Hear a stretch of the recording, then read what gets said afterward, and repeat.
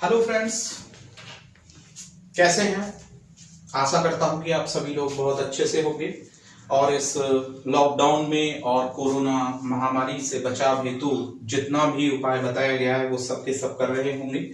और जैसा कि आप जानते हैं कि हम नीलांचल क्लासेस यूट्यूब चैनल पर आपको डेली अपडेट अपना जो सीरीज चल रहा है टेंस का उसे दे रहे हैं। और आज उसमें जो हमारा टाइप ऑफ टेंस है वो है हमारा फ्यूचर कॉन्टिन्यूअस।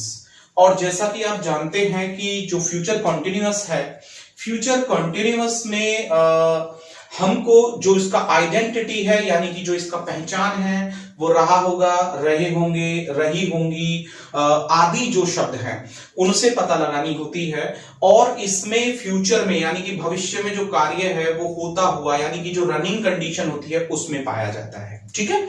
और इसमें दूसरी बात यह है कि जब हम इसका असर्टिव टाइप बनाते हैं, assertive type of future continuous tense, we have to use of very first subject, then helping verb, and as I told you in present indefinite will और shall, हम केवल एक चेंज करते हैं उसमें कि इसमें हम बी को ऐड करते हैं और उसके बाद एक्शन फोर्थ यानी कि आईएनजी फॉर्म हम लेकर के आते हैं। और उसके बाद जो हम वहां पर लेकर के आते हैं उसमें ऑब्जेक्ट होता है और अदर वर्ड्स होते हैं। लेकिन अगर वो असर्टिव में नेगेटिव होता है तो आपको याद रखना होगा कि विल बी और शैल बी जो होता है उनके बीच में यानी कि विल नॉट बी या शैल नॉट बी का हम जो है यहां पर प्रयोग करते हैं। उसके बाद जब हम बात करते हैं इसके WH टाइप क्वेश्चन की या सिंपल क्वेश्चन की, तो आप जानते हैं कि सबसे पहले अगर वो WH टाइप क्वेश्चन है तो हमें WH टाइप वर्ड लाना पड़ता है, और अगर वो सिंपल है तो वो हम हेल्पिंग वर्ब यानी विल या शैल से हम इसे शुरू करते हैं। उसके बाद हमने सब्जेक्ट लाना होता है। उसके बाद यदि नॉट है उस वाक्य में तो हमने नॉट, उसके बाद बी और देन एक्शन फोर्थ यानी ING form, then object, then other words का हम प्रयोग करते हैं। तो चलिए हम इसे एग्जांपल्स के जरिए समझने की कोशिश करते हैं ताकि आपको आपके एग्जाम में या आपको स्पोकन करते समय या आपको अपने बच्चों को या विद्यार्थियों को पढ़ाते समय किसी प्रकार की कोई दिक्कत ना आए। तो चलिए हम शुरू करते हैं और हम इसमें एग्जांपल नंबर 1 लेते हैं और देखते हैं कि ये एग्जांपल नंबर 1 जो है वो हमारा क्या कह रहा है। और सीधी बात है कि हम असर्टिव का पॉजिटिव लेकर के आ रहे हैं। तो जब हम पॉजिटिव ला रहे हैं तो हम यहां पर बोल रहे हैं कि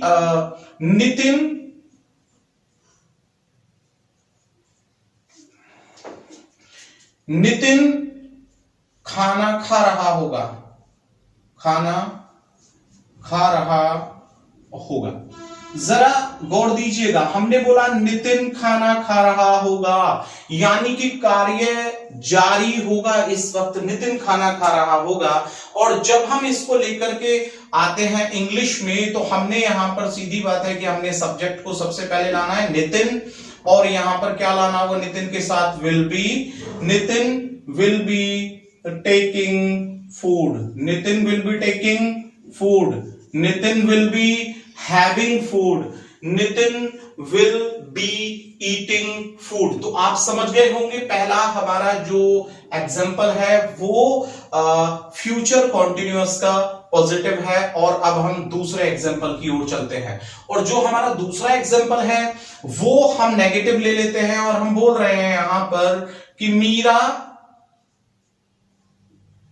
गीत नहीं गा रही होगी, मीरा गीत या गाना नहीं गा रही होगी, गा रही होगी। देखिए यहां पर सोचिएगा, मीरा गीत नहीं गा रही होगी यानी कि जो हमारे कल्चरल सॉन्ग हैं उसे नहीं गा रही होगी। तो मीरा गीत नहीं गा रही होगी या गाना नहीं गा रही होगी तो मीरा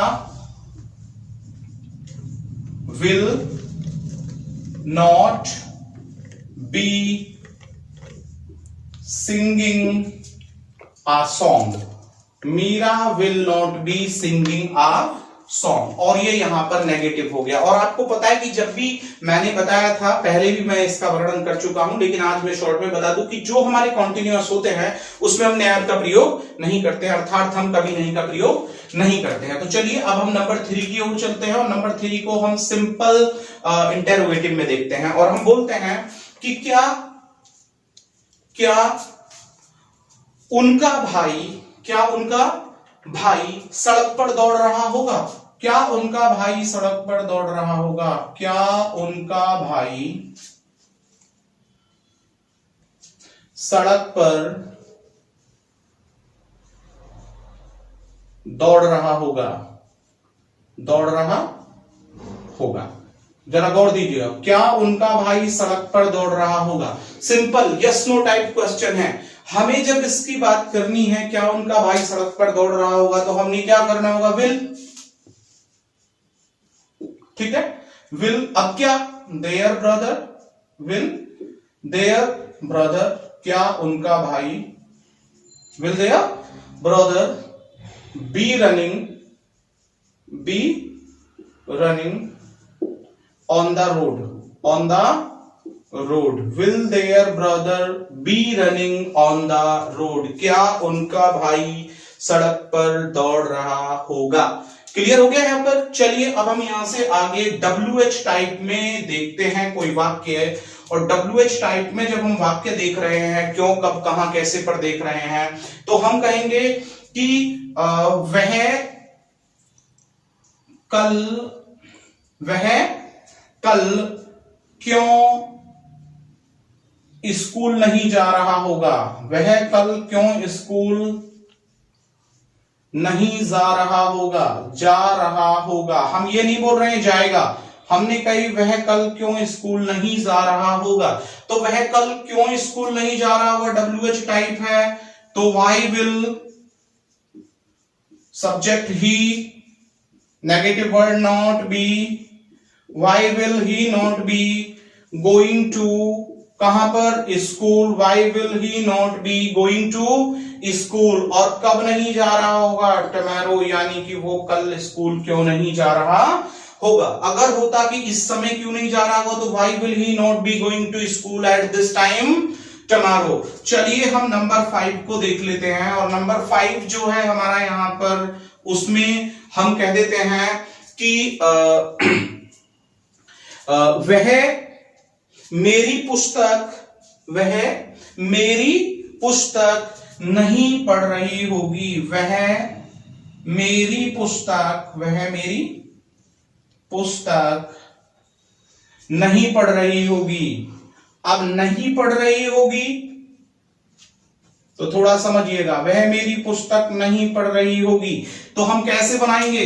सिंपल है, असर्टिव का है, नेगेटिव है, तो हम वह मेरी पुस्तक नहीं पढ़ रही होगी, सी विल नॉट बी, ठीक है ना, और पढ़ रही होगी तो she will not be reading. अब रीडिंग होता है बोल बोल कर पढ़ना, ठीक है ना, और माई बुक। मैंने ये नहीं कहा कि वह मेरी पुस्तक का अध्ययन नहीं कर रही होगी, वह मेरी पुस्तक नहीं पढ़ रही होगी, यानी कि उसे बोल बोल कर नहीं पढ़ रही होगी। किसी लेसन का हमने बोल बोल करके पढ़ना है तो रीडिंग होता है, कोई हम अध्ययन कर रहे हैं तो वो स्टडी करना होता है, तो हमने बोला she will not be reading my book. या हम वह मेरी पुस्तक का अध्ययन नहीं कर रही होगी तो she will not be studying, और किसके साथ? My book, with my book. तो यहां पर आप समझ लीजिएगा she will not be reading my book. अब वो इसका मतलब है कि वह मेरी पुस्तक कैसे नहीं पढ़ रही होगी? बोल बोल कर नहीं पढ़ रही होगी, ठीक है ना। और स्टडीइंग भी मैंने बताया, स्टडीइंग होता है अध्ययन करना। जैसे मैं कहता हूं कि मैं कक्षा 5 में पढ़ता हूं, तो I study in class 5th, I study in class 5th। और अगर मैं कहता हूं यहां पर कि मैं पाठ पढ़ रहा हूं, तो I am reading the lesson. इसी प्रकार से मैंने वाक्य बोला वह मेरी पुस्तक नहीं पढ़ रही होगी, तो she will not be reading, यानी कि बोल बोल कर नहीं पढ़ रही होगी। तो आई थिंक कि आप समझ गए होंगे इसे। मैं इसी वाक्य को अगर यहां पर लेता हूं, मीरा गीत नहीं गा रही होगी, और मैं इसको बोलूं कि मीरा गीत गा रही होगी, तो Meera will be singing a song. और अगर मैं इसको बोल दूं क्या मीरा गीत गा रही होगी, तो ये हेल्पिंग वर्ब यहां पहले, will Meera be singing a song. तो मैं समझता हूं कि आप इन्हें बहुत अच्छे से समझ गए होंगे, और समझने के साथ साथ यदि आपको ये पसंद आती है वीडियो तो लाइक करना, शेयर करना और कमेंट करना बिल्कुल भी ना भूलें, और अपने दोस्तों में इसे बिल्कुल शेयर करना ना भूलें, उन्हें सब्सक्राइब करने के लिए प्रेरित करना ना भूलें। मैं नेक्स्ट वीडियो में जल्द आपके सामने उपस्थित रहूंगा। तब तक स्टे ट्यून विद अस, हमारे साथ जुड़े रहिए। तब तक थैंक यू।